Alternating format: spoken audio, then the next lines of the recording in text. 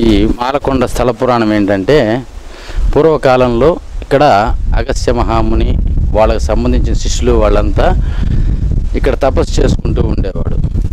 తపస్సు చేసుకుంటూ ఉంటే ఇది మొత్తం అరణ్యం అయ్యేసరికి అనేక రకాలైనటువంటి క్రూర జంతువుల యొక్క శబ్దాలకి వాళ్ళ తపస్సు భంగం అవుతూ ఉండేది.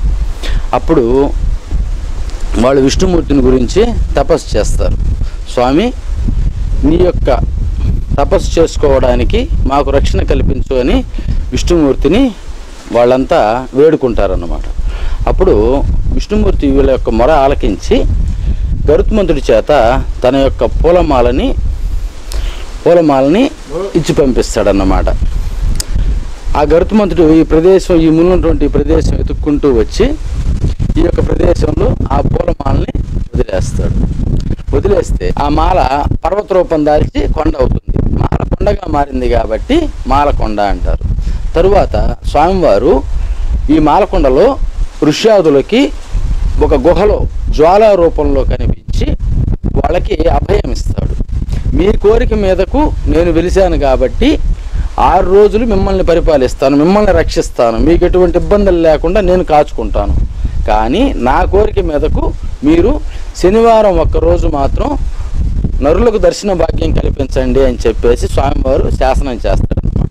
అందుకనే శనివారం నరులకు పూజ, మిగిలిన 6 రోజులు ఋష్యాదుల పూజ. వాస్తవంగా స్వామి వచ్చింది ఋష్యాదుల కోసం, వాళ్ళని రక్షించడం కోసం. కానీ నరులను కూడా వదిలిపెట్టకుండా వీళ్ళకు కూడా ఒక రోజు కేటాయించాడు కాబట్టి కేవలం ఒక శనివారం రోజు మాత్రమే సూర్యోదయం మొదలు సూర్యాస్తమయం వరకు ఇక్కడ దర్శనం జరుగుతుందన్నమాట. అంటే ఉదయం 5:30 బ్రహ్మముహూర్తం సమయం నుంచి సాయంత్రం వరకు దర్శనం జరుగుతుంది. 5 గంటల దాకా ఉంటుందన్నమాట. ఈ విధంగా 6 రోజులు ఋష్యాదులని, ఒకరోజు నరులని స్వామివారు పరిపాలిస్తూ ఈ విధంగా వాళ్ళ బాధలు తీరుస్తూ ఎన్నో సమస్యల నుంచి వాళ్ళని బయటేస్తూ ఇలా జరుగుతున్న తరుణంలో వైకుంఠంలో అమ్మవారికి స్వామివారు కనపడకపోతే ఆమె వెతుకుతూ ఉంటుంది. మొత్తం అన్ని లోకాలు వెతుకుతూ ఉండేసరికి అప్పుడు గరుత్మంతుడు ఆమె తటస్థపడితే గరుత్మంతుడు అడుగుతుంది, నాయన ఇట్లా స్వామివారు ఏమైనా కనిపించారా మీకు అని.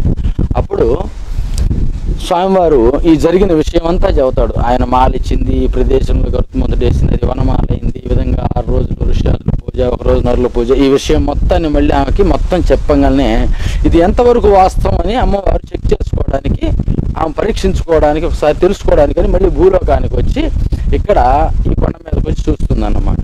ఇక్కడ గరుత్మంతుడు చెప్పినట్టుగానే జరుగుతుంటుంది. 6 రోజులు ఋష్యాదుల పూజ, ఒకరోజు నరుల పూజ, అటు ఋషుల్ని ఇటు నరుల్ని స్వామివారు కాపాడడం ఇవన్నీ చూసి నాకు నరుల కోసం ఋషుల కోసం నాకు కూడా చెప్పకుండా స్వామివారు ఈ విధంగా వచ్చి ఇలా చేశారని ఆమె అలిగి ఆ ప్రణయ కలహంలో ఆమె మళ్ళీ వైకుంఠానికి వెళ్ళిపోవడానికి వస్తూ ఉంటుందన్నమాట.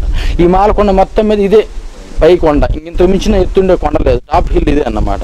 ఇలా ఈ కొండ మీద నుంచి ఇక్కడికి వచ్చి ఇక్కడి నుంచి వైకుంఠానికి పోవాలని ఆమె ప్రయత్నం చేసేసరికి నరసింహస్వామి అక్కడ ఒక రాయి ఉంది ఎదురుగ్గా, పెద్ద బండరాయి. ఆ బండరాయిని అడ్డంగా రప్పిస్తాడన్నమాట. ఆయన యొక్క మహిమతోటి ఆ బండరాయిని ఆమె పైకి పోకుండా అడ్డుకోవడానికి అడ్డు రానిస్తాడు.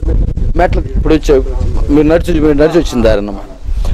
వచ్చేసరికి ఆ రాయి అడ్డంగా వచ్చేసరికి ఆమె ప్రయాణానికి ఆటంకం కలిగిందనే కోపంతో అమ్మవారు తీక్షణంగా ఉరి ఆ రాయి సాయిగా కోపంగా చూడంగానే ఆ రాయి 2గా బద్దలైపోయి దారిస్తుంది. సో మీరు వచ్చిన దారి అన్నమాట. ఇలా వచ్చిన తర్వాత స్వామివారి వెనక నుంచి అంతా గమనించి ఈమె యొక్క కోపం ధాటికి రాళ్లే పగిలిపోయి దారిస్తున్నాయి, ఈ దారిని ఈమెను వెంబడించడం మనం కష్టం అని చెప్పి పైన ఇంకొక దారి ఉంది మళ్ళీ ఇటు వచ్చే దారి. ఆ దారిని స్వామివారు వచ్చి ఇక్కడ అమ్మవారిని శాంతపరిచి ఇద్దరు ప్రసన్నం అవుతారు. అందుకని ఇక్కడ ముందు ఈ ప్రదేశంలోకి ఏంటంటే అమ్మవారే కాలు మోపింది కాబట్టి లక్ష్మీ దేవాలయం లక్ష్మపేటనే సంబోధిస్తారు భక్తులు. లక్ష్మపేట అంటారు ఈ టెంపుల్ని. ఎందుకంటే ముందు అమ్మవారు కాలు మోపింది ఈ ప్రదేశంలో, తరువాత స్వామివారు వచ్చి ఆమెను శాంతపరిచి ఇద్దరు ప్రసన్నం అయ్యారు కాబట్టి స్వామివారి గురించి ప్రస్తావన ఉండదు.